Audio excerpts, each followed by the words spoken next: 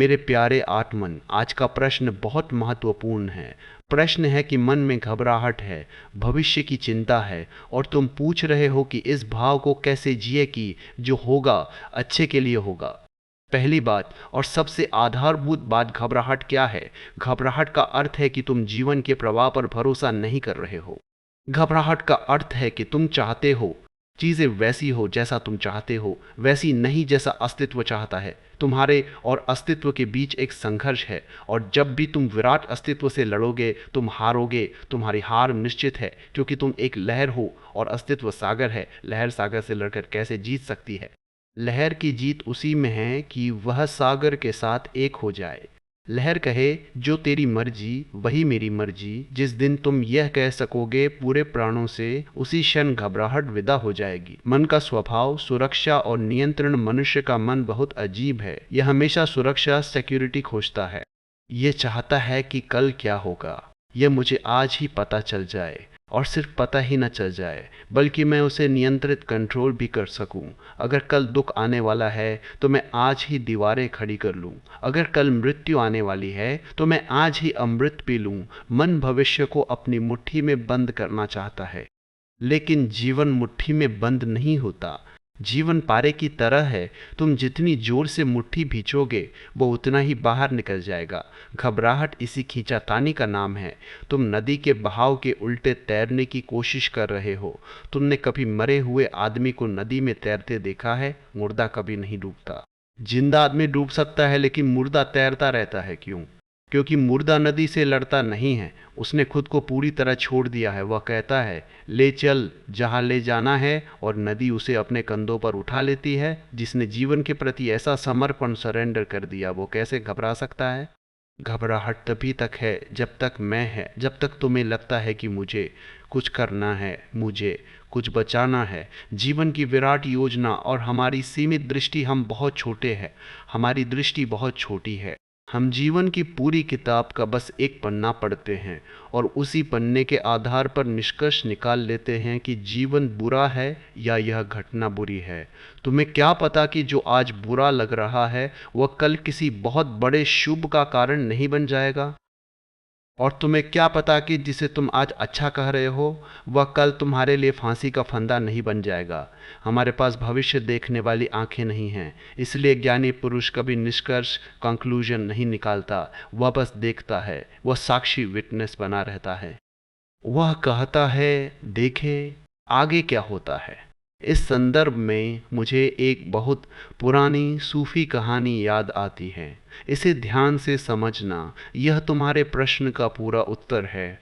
राजा और मंत्री की कहानी। जो होता है अच्छे के लिए होता है। एक बहुत बड़ा राजा था। उसका एक मंत्री था जो बहुत ही समझदार और ईश्वर पर भरोसा करने वाला व्यक्ति था। उस मंत्री का एक ही तकिया कलाम था। कोई भी घटना घटे, चाहे अच्छी या बुरी, वह हमेशा एक ही बात कहता था, जो होता है अच्छे के लिए होता है। कभी कभी राजा को बहुत गुस्सा आता। वह सोचता, यह आदमी पागल है क्या? हर बात में कहता है कि अच्छे के लिए होता है। एक दिन की बात है, राजा अपनी तलवार साफ कर रहा था। अचानक तलवार फिसली और राजा के पैर का अंगूठा कट गया। बहुत खून बहा, बहुत दर्द हुआ। मंत्री वहां पास ही खड़ा था। राजा दर्द से कराह रहा था और मंत्री ने अपनी आदत के अनुसार कहा, महाराज घबराएं नहीं, शांत हो जाएं। जो होता है अच्छे के लिए होता है। इस बार राजा का पारा 7वें आसमान पर चढ़ गया। उसने कहा, मूर्ख, मेरा अंगूठा कट गया, मैं जीवन भर के लिए लंगड़ा हो गया, और तू कहता है कि अच्छे के लिए हुआ। इसमें क्या अच्छा है? राजा ने तुरंत आदेश दिया, इस मंत्री को ले जाओ और जेल में डाल दो, इसे कल सुबह फांसी दी जाएगी। सैनिक मंत्री को पकड़ कर ले गए, लेकिन जाते जाते भी मंत्री ने राजा की तरफ देखा और मुस्कुराते हुए कहा, महाराज, यह भी अच्छे के लिए है। राजा ने सिर पीटा। उसने सोचा, यह आदमी सुधरेगा नहीं। अब संयोग की बात देखो, उसी दिन शाम को राजा को शिकार पर जाने की आदत थी। पैर में पट्टी बंधी थी, लेकिन राजा का मन नहीं माना। वह घोड़े पर सवार हुआ और जंगल की तरफ निकल गया। शिकार का पीछा करते करते वह अपने सैनिकों से बिछड़ गया और घने जंगल में बहुत दूर निकल गया। वहां जंगल में आदिवासियों का एक कबीला रहता था। उस दिन उनका कोई विशेष त्योहार था और उन्हें अपनी देवी को एक नर बलि, ह्यूमन सैक्रिफाइस चढ़ानी थी। वे किसी ऐसे आदमी की तलाश में थे जो राजसी हो, सुंदर हो और स्वस्थ हो। अचानक उनकी नज़र राजा पर पड़ी। वे खुश हो गए। उन्होंने राजा को पकड़ लिया। राजा अकेला था, कुछ कर न सका। वे उसे बांधकर अपने पुजारी के पास ले गए। बाजे बजने लगे, उत्सव की तैयारी होने लगी। राजा को नहलाया धुलाया गया, फूलों की माला पहनाई गई। बलि वेदी तैयार थी। राजा कांप रहा था। उसे अपनी मृत्यु सामने दिखाई दे रही थी। पुजारी ने तलवार उठाई और जैसे ही वह राजा की गर्दन काटने वाला था, तभी उसकी नज़र राजा के पैर पर पड़ी। उसने देखा कि राजा के पैर का अंगूठा कटा हुआ है। पुजारी चिल्लाया, रुको, अनर्थ हो रहा था। यह आदमी तो खंडित है, इसका अंगूठा कटा हुआ है और हमारी देवी को किसी खंडित इनकम्प्लीट शरीर की बलि नहीं चढ़ाई जा सकती। यह अपशकुन होगा, इसे छोड़ दो। आदिवासियों ने राजा को छोड़ दिया। राजा अपनी जान बचाकर वहां से भागा। भागते भागते राजा के मन में अचानक विचार आया, ओहो, मेरा अंगूठा कटा, इसीलिए आज मेरी जान बची। अगर अंगूठा सही सलामत होता तो आज मेरी गर्दन कट जाती। मंत्री ठीक कहता था, जो होता है अच्छे के लिए होता है। राजा बहुत पछताया। वो महल पहुंचा और सबसे पहले जेल गया। उसने खुद अपने हाथों से मंत्री की बेड़ियां खोली और उससे माफी मांगी। राजा ने कहा, तुम ठीक कहते थे, मेरा अंगूठा कटना मेरे लिए वरदान साबित हुआ, मेरी जान बच गई। लेकिन एक बात मेरी समझ में नहीं आई। जब मैंने तुम्हें जेल में डाला था, तब भी तुमने कहा था कि ये भी अच्छे के लिए है। मेरे लिए तो अच्छा हुआ, लेकिन तुम तो जेल में रहे, तुम्हें तो फांसी की सजा सुनाई गई। इसमें तुम्हारे लिए क्या अच्छा हुआ? मंत्री हंसा और बोला, महाराज, यह तो बहुत सीधी सी बात है। मैं आपका मंत्री हूँ, साय की तरह हमेशा आपके साथ रहता हूँ। अगर मैं जेल में न होता तो आज शिकार पर आपके साथ होता। आदिवासियों ने आपको तो छोड़ दिया क्योंकि आपका अंगूठा कटा था, लेकिन मेरा शरीर तो पूरा सही सलामत है। वे मेरी बलि चढ़ा देते, इसलिए मेरा जेल में होना मेरे लिए जीवनदान बन गया। जो होता है अच्छे के लिए ही होता है। कहानी का मर्म मेरे मित्रों, यह कहानी सिर्फ एक कहानी नहीं है, यह जीवन का गणित है। हम अक्सर छोटी छोटी परेशानियों को देखकर घबरा जाते हैं। नौकरी चली गई, कोई अपना बिछड़ गया, बीमारी आ गई, धन का नुकसान हो गया। हम छाती पीटने लगते हैं, हम अस्तित्व को कोसने लगते हैं। लेकिन हमें यह नहीं पता कि अस्तित्व ने उस नुकसान के बदले में हमें किस बड़े खतरे से बचाया है, या वो हमें किस बड़े द्वार की तरफ धकेल रहा है। जब एक दरवाज़ा बंद होता है तो 10 नए दरवाजे खुल जाते हैं, लेकिन हम इतने रोते हैं, उस बंद दरवाजे को देखकर इतना चिल्लाते हैं कि हमें खुले हुए 10 दरवाजे दिखाई ही नहीं देते। जो होगा अच्छे के लिए होगा। यह कोई सांत्वना नहीं है, यह एक वैज्ञानिक सत्य है, यह एक दृष्टिकोण पर्सपेक्टिव है।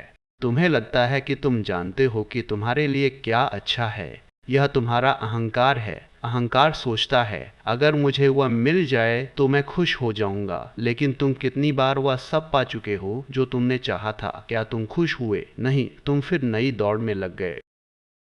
अस्तित्व तुम्हें वह नहीं देता जो तुम चाहते हो, अस्तित्व तुम्हें वह देता है जिसकी तुम्हें ज़रूरत है। कभी कभी तुम्हें जगाने के लिए ठोकर की ज़रूरत होती है, कभी कभी तुम्हें मजबूत बनाने के लिए संघर्ष की ज़रूरत होती है। सोना जब तक आग में तपता नहीं, कुंदन नहीं बनता। दुख का स्वागत करो तो मैं तुमसे कहता हूँ, घबराओ मत। अगर अंधेरा है तो अंधेरे का भी स्वागत करो, क्योंकि सुबह होने के लिए रात का होना ज़रूरी है। अगर दुख है तो दुख का भी स्वागत करो, क्योंकि दुख तुम्हें मांझता है, साफ करता है। दुख तुम्हारे भीतर की गहराई को बढ़ाता है। जो आदमी सिर्फ सुख में जिया है वह बहुत उथला, सुपरफिशियल होता है। उसकी हंसी में कोई गहराई नहीं होती। लेकिन जिसने दुख देखा है, जिसने रोना जाना है, उसकी हंसी में एक गहराई होती है, एक शांति होती है। जब तुम्हारे जीवन में कुछ ऐसा हो जो तुम्हारी योजना के खिलाफ हो, तो अपनी आंखों को बंद करो और कहो, तेरी मर्जी पूर्ण हो तथाता। सचनस तथाता का अर्थ है चीज़ें जैसी हैं उन्हें वैसे ही स्वीकार कर लेना, बिना किसी शिकायत के। अगर बुखार आया है तो स्वीकार कर लो, लड़ो मत। जैसे ही तुम स्वीकार कर लेते हो, घबराहट विदा हो जाती है। घबराहट की जड़ अस्वीकार, रेसिस्टेंस में है। तुम कहते हो, ऐसा क्यों हुआ? ऐसा नहीं होना चाहिए था। बस यहीं से नरक शुरू होता है। स्वर्ग और नरक कोई भौगोलिक स्थान नहीं है। जब तुम चीज़ों को स्वीकार कर लेते हो तुम स्वर्ग में हो। जब तुम चीज़ों को अस्वीकार करते हो, लड़ते हो, तुम नरक में हो। भविष्य की चिंता व्यर्थ है। तुम क्यों डरते हो भविष्य से? क्या तुम अपने साथ कुछ लाए थे? नहीं। क्या तुम अपने साथ कुछ ले जाओगे? नहीं। तुम खाली हाथ आए थे, खाली हाथ जाओगे। बीच में जो भी मिला है वो सब उपहार है। अगर तुम एक सराय में रुके हो तो क्या तुम वहां की दीवारों पर रोते हो कि यह दीवार मेरी नहीं है? तुम जानते हो कि सुबह होते ही यात्रा शुरू हो जाएगी। यह जीवन एक सराय है। यह घबराना कैसा? पक्षी सुबह उठते हैं, वे नहीं सोचते कि आज भोजन कहाँ से मिलेगा। वे गाते हैं, वे उड़ते हैं और अस्तित्व उनके भोजन का प्रबंध करता है। क्या तुम अस्तित्व के लिए पक्षियों से भी गए बीते हो? जिसने तुम्हें जन्म दिया है, जिसने तुम्हें श्वासें दी हैं, क्या वह तुम्हारी चिंता नहीं करेगा? ईसा मसीह ने कहा है, look at the lilies of the field, they toil not neither do they spin. खेतों के लिली के फूलों को देखो, वे न श्रम करते हैं न काटते हैं, फिर भी वे कितने सुंदर हैं। यह भरोसा, यह श्रद्धा, ट्रस्ट, यही धर्म है। मंदिर जाने का नाम धर्म नहीं है। जो है वह शुभ है। इस भाव में जीने का नाम धर्म है। साक्षी भाव, विटनेसिंग का प्रयोग। अब सवाल उठता है कि जब घबराहट आए तो व्यावहारिक रूप से प्रैक्टिकली क्या करें? जब भी घबराहट आए तो उससे भागना मत, उसे दबाना मत। बस एक कमरे में चुपचाप बैठ जाओ, आंखें बंद करो और घबराहट को देखो। कहो कि हाँ घबराहट है, मैं इसे देखूंगा। जैसे तुम किसी और के बुखार को देखते हो वैसे ही अपनी घबराहट को देखो। तुम पाओगे एक चमत्कार। जैसे जैसे तुम घबराहट को देखते हो वह कम होने लगती है, तुम उससे अलग हो जाते हो। तुम आकाश हो, घबराहट बादल है। बादल आते हैं और चले जाते हैं, आकाश कभी मैला नहीं होता। तुम चैतन्य आकाश हो, घबराहट तुम्हारे मन में है, तुम में नहीं। अपने आप को याद दिलाओ, यह समय भी बीत जाएगा। जो हो रहा है किसी विराट योजना का हिस्सा है। एक छोटा बच्चा जब अपने पिता के साथ चलता है तो वह अंधेरे से नहीं डरता, वह पिता की उंगली पकड़े रहता है। उसे पता है कि पिता साथ है। अस्तित्व तुम्हारा पिता है, तुम्हारी माँ है। तुमने उसकी उंगली छोड़ दी है इसलिए डर रहे हो। अपनी पकड़ वापस मजबूत करो, उसे महसूस करो हवाओं में, धूप में, बारिश में। निष्कर्ष, उत्सव मनाओ। इसलिए मेरे प्यारे आत्मन, उदास चेहरे लेकर मत बैठो, घबराहट को छोड़ो। जीवन एक लीला है, एक खेल है। इसमें हार भी होगी, जीत भी होगी, धूप भी होगी, छाँव भी होगी। दोनों का मजा लो। जब तुम इस बात को गहराई से समझ लोगे कि जो होगा अच्छे के लिए होगा तो तुम्हारे भीतर से सारा तनाव, सारी टेंशन विदा हो जाएगी। तुम हल्के हो जाओगे, तुम पंख लगाकर उड़ने लगोगे। और जिस दिन तुम इतने हल्के हो जाओगे उसी दिन परमात्मा तुम्हारे भीतर उतरेगा। भारी आदमी के भीतर परमात्मा नहीं उतर सकता। चिंता से भरे हुए मन में प्रार्थना नहीं हो सकती। तो आज से, अभी से एक नया सूत्र अपने जीवन में बांध लो। कोई भी खबर मिले, कोई भी घटना घटे, पहले क्षण में ही अपने भीतर कहना, यह भी शुभ है, इसमें भी कुछ राज होगा। अस्तित्व कभी अपने बच्चों का बुरा नहीं कर सकता। जाओ और इस भरोसे के साथ जियो, नाचो, गाओ और जीवन के हर पल को निचोड़ लो। भविष्य की चिंता में वर्तमान को मत गंवाओ। जो आज है वह अभी है और जो होगा वह निश्चित ही अच्छे के लिए होगा। मेरे प्यारे आत्मन, इस अस्तित्व की गहराई में झांकोगे तो पाओगे कि यहाँ कुछ भी आकस्मिक नहीं है। तुम जिसे संयोग कहते हो, अस्तित्व उसे आयोजन कहता है। हम अक्सर घबराते हैं क्योंकि हम जीवन को एक समस्या की तरह देखते हैं जिसे हल करना है। जीवन कोई समस्या नहीं है जिसे हल किया जाए। जीवन एक रहस्य है जिसे जिया जाए, और रहस्य के साथ जीने का एकमात्र तरीका है भरोसा। जब तुम कहते हो घबराओ मत, जो होगा अच्छे के लिए होगा, तो ये केवल शब्द नहीं होने चाहिए, यह तुम्हारे भीतर की एक अनुभूति होनी चाहिए। तुम घबराते क्यों हो? क्योंकि तुम अपनी छोटी सी बुद्धि से पूरे ब्रह्मांड को चलाने की कोशिश कर रहे हो। तुम चाहते हो कि सितारे तुम्हारी मर्जी से चमके, मौसम तुम्हारी मर्जी से बदले और लोग तुम्हारे हिसाब से व्यवहार करें। जब ऐसा नहीं होता तो तुम बेचैन हो जाते हो।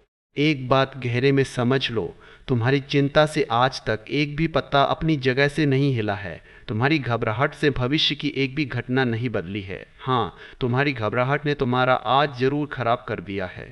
तुमने उस वर्तमान को खो दिया है जो तुम्हारे हाथ में था, उस भविष्य के डर में जो अभी पैदा ही नहीं हुआ है। विचार करो, तुम इस पृथ्वी पर कब आए? क्या तुमने तय किया था कि तुम कब पैदा होगे? क्या तुमने चुना था कि तुम्हारे माता पिता कौन होंगे? क्या तुमने अपनी सांसों की गिनती तय की थी? जब तुम्हारा जन्म तुम्हारी मर्जी से नहीं हुआ, तो तुम्हारा जीवन तुम्हारी मर्जी से कैसे चलेगा?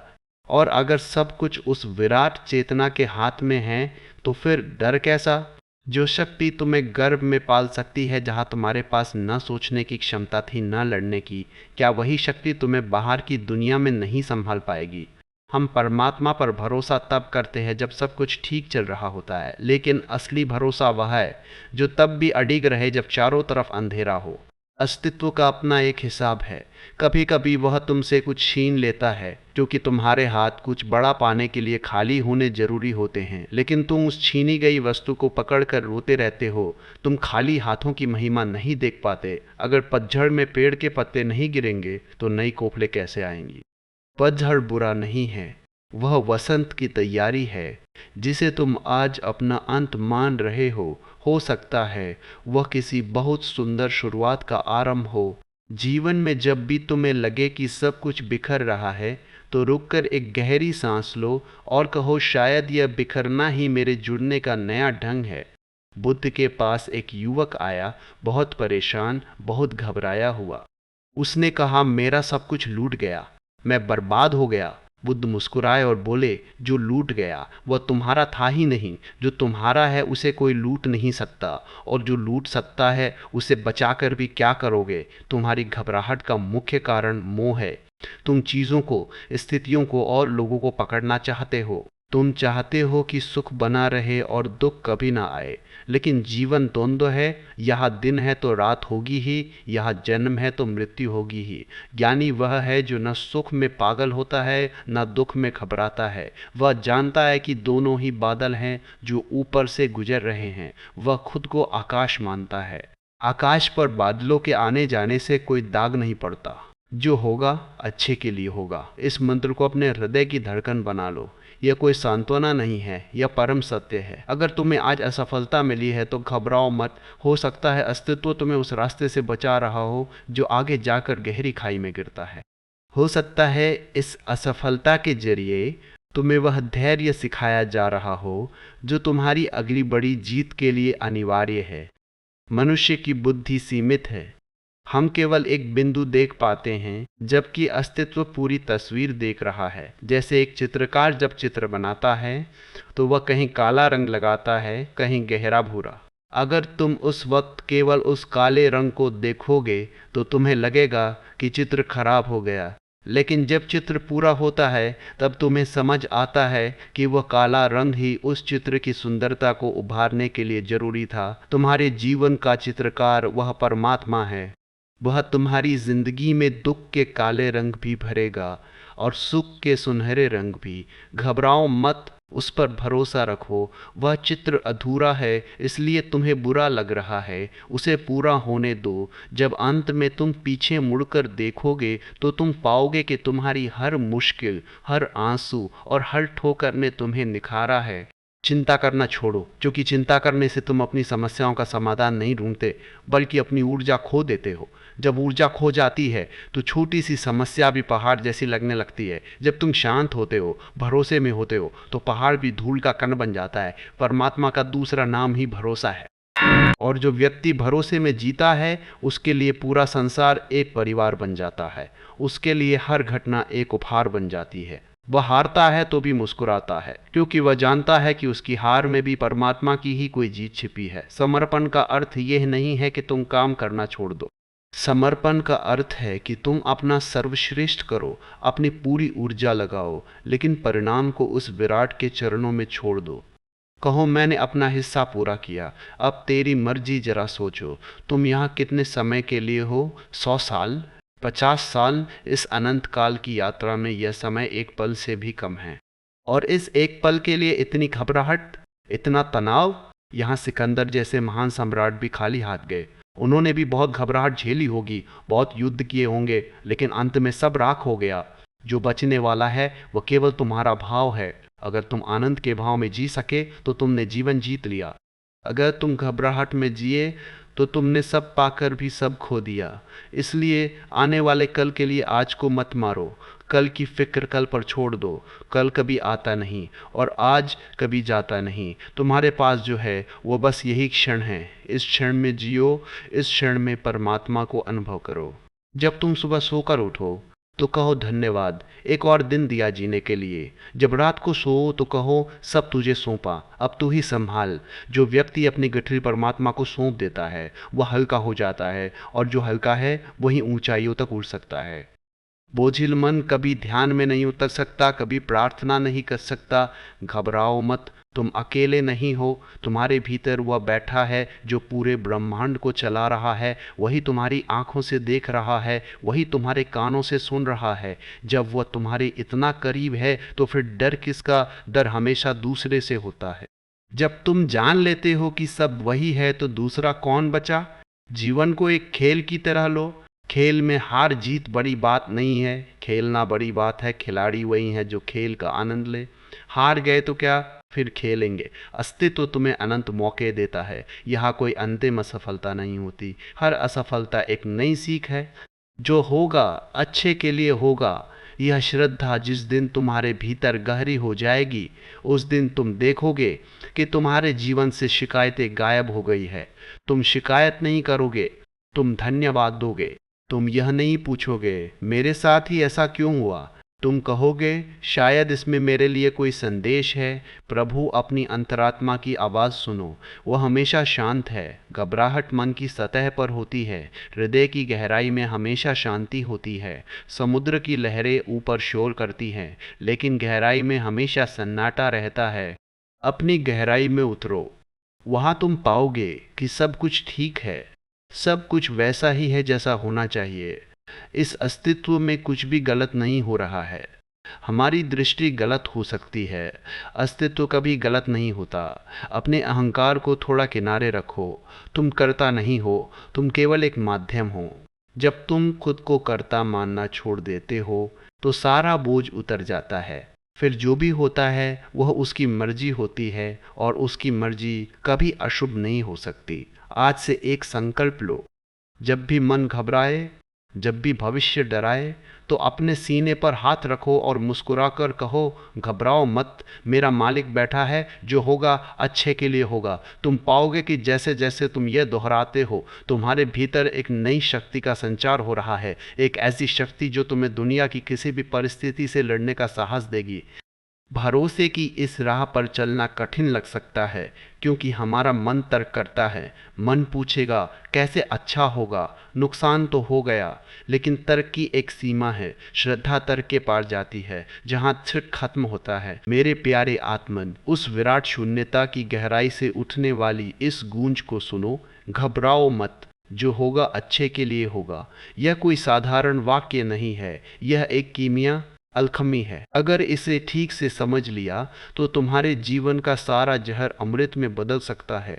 तुम अक्सर पूछते हो कि जब चारों तरफ अंधेरा हो, जब हाथ से सब फिसलता जा रहा हो, तब भरोसा कैसे करे? तब यह कहना कि सब अच्छे के लिए है, क्या खुद को धोखा देना नहीं है? नहीं, यह धोखा नहीं है। यह तो यथार्थ को देखने का एक नया ढंग है। तुम जिसे बुरा कहते हो वो तुम्हारी परिभाषा है। अस्तित्व की डिक्शनरी में बुरा जैसा कोई शब्द ही नहीं है। वहाँ तो सिर्फ अनुभव है। विचार करो, एक मूर्तिकार जब पत्थर पर छेनी मारता है तो पत्थर को दर्द होता होगा। अगर पत्थर बोल सकता तो वह कहता मेरे साथ बुरा हो रहा है, मुझे तोड़ा जा रहा है। लेकिन मूर्तिकार जानता है कि वह उसे तोड़ नहीं रहा, बल्कि पत्थर के भीतर छिपी हुई सुंदर मूर्ति को अनावश्यक पत्थरों से मुक्त कर रहा है। तुम्हारे जीवन में जब चोट पड़ती है, जब असफलता की छेनी चलती है, तो अस्तित्व भी वही कर रहा है। वह तुम्हारे अहंकार के अनावश्यक पत्थरों को हटा रहा है, ताकि तुम्हारे भीतर की परमात्मा की मूरत प्रकट हो सके। अस्तित्व की बुद्धिमत्ता पर भरोसा, तुम अपनी छोटी सी बुद्धि लेकर मत चलो। तुम्हारी बुद्धि ने तुम्हें क्या दिया है सिवाय चिंता, तनाव और अनिद्रा के?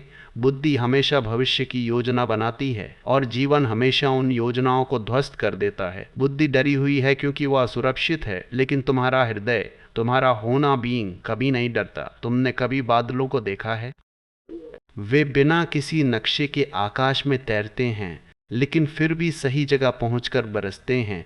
तुमने कभी नदियों को देखा है? उनके पास कोई जीपीएस नहीं है, लेकिन फिर भी वे सागर को खोज लेती हैं। इस अस्तित्व में एक गहरी बुद्धिमत्ता, इंटेलिजेंस काम कर रही है। वही बुद्धिमत्ता तुम्हारे भीतर भी है।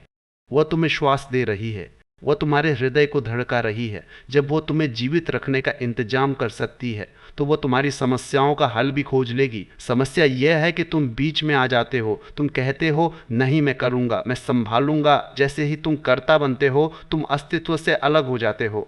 और जैसे ही तुम अलग हुए, तुम कमज़ोर पड़ गए। एक छोटी सी उंगली भी अगर शरीर से अलग हो जाए तो वह बेजान हो जाती है। तुम भी अस्तित्व के शरीर के एक अंग हो। समर्पण का अर्थ है खुद को उस विराट शरीर से जुड़ा हुआ अनुभव करना। विपरीत में छिपा हुआ वरदान संसार में जिसे हम विपरीत कहते हैं, वह अक्सर हमारे विकास के लिए खाद का काम करता है। कमल का फूल कीचड़ में खिलता है। अगर कमल कहे कि मुझे कीचड़ पसंद नहीं या बहुत गंदा है, तो वह कभी खिल नहीं पाएगा। वह कीचड़ ही है जो उसे पोषण देता है, जो उसे वह अद्भुत सुगंध और सौंदर्य प्रदान करता है। तुम्हारे जीवन की कीचड़, तुम्हारी परेशानियां, तुम्हारी बीमारियां, तुम्हारे अपमान, ये सब तुम्हारे खिलने के लिए खाद है। अगर तुम इनसे भागोगे तो तुम कभी नहीं खिल पाओगे। इनका स्वागत करना सीखो। कहो आओ। अगर अस्तित्व ने तुम्हें भेजा है तो निश्चित ही इसमें मेरे लिए कोई राज छिपा होगा। घबराहट तभी पैदा होती है जब तुम अपेक्षा, एक्सपेक्टेशन करते हो। तुम चाहते हो कि कल वैसा ही हो जैसा तुम सोच रहे हो, लेकिन जीवन तुम्हारी सोच से कहीं बड़ा है। जीवन एक एडवेंचर है, और एडवेंचर का मज़ा ही इसमें है कि तुम्हें पता ना हो कि अगले मोड़ पर क्या है। अगर तुम्हें आज ही पता चल जाए कि अगले 10 सालों में हर दिन क्या होने वाला है, तो तुम उब जाओगे, तुम आत्महत्या कर लोगे। अनिश्चितता, अनसर्टेनिटी ही जीवन का रस है। साक्षी बनो, करता नहीं। एक बहुत गहरी बात समझ लो, तुम इस जगत में केवल एक साक्षी, विटनेस की तरह आए हो। तुम यहाँ एक फिल्म देख रहे हो। जब तुम पर्दे पर कोई दुखद दृश्य देखते हो तो क्या तुम रोने लगते हो? शायद थोड़ी देर के लिए तुम्हारी आंखों में आंसू आ जाएं, लेकिन गहराई में तुम जानते हो कि यह सिर्फ एक फिल्म है। पर्दा मैला नहीं होता, प्रकाश वही रहता है। तुम्हारा जीवन भी एक महान नाटक है। यहाँ तुम्हें कभी भिखारी का रोल मिलता है, कभी सम्राट का, कभी तुम्हें जीतना होता है, कभी हारना। खेल की गरिमा को समझो।